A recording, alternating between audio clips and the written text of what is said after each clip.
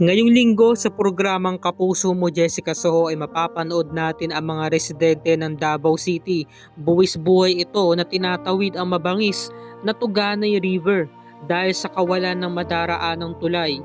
Ayon sa istorya, tumatawid kami sa ilog kasi yun lang yung daan papunta sa paaralan para lang makapagturo sa mga bata. Delikado siya kasi minsan hindi na namin alam kung gaano kataas yung level ng tubig. Sobrang hirap. Malalim at saka baka matalisod pa kami. May mga malalaki at madudulas kasing bato. Kaya minsan mayroon ding pagkakataon na talagang nadulas ako. Dati, muntikan na ako maanod ng tubig. Heto ang mga kwentong isinalaysay ni Teacher Bernard. At heto pa ang sinabi ni Loris, isang estudyante. May nabalitaan po kaming nalunod dito, nakakatakot naman po. Kasi baka mangyari sa akin. Yung papuntang eskwelahan 1 oras at kalahati po kami naglalakad. Paglulusong na kami dito sa ilog, papunta sa aming room, mga 10 minuto.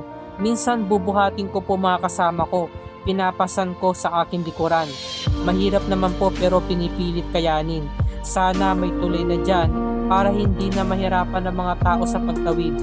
Ngayong linggo mga kapuso, i-ere ang kanilang istorya at ang lugar na tinatawag na Tuganay River mula sa Davao City. Matugunan na kaya ito ng pansin? Magkakaroon na kaya ng tulay para sa mga residente rito? Yan ang sabay-sabay natin pakatutukan ngayong linggo ng gabi mga kapuso.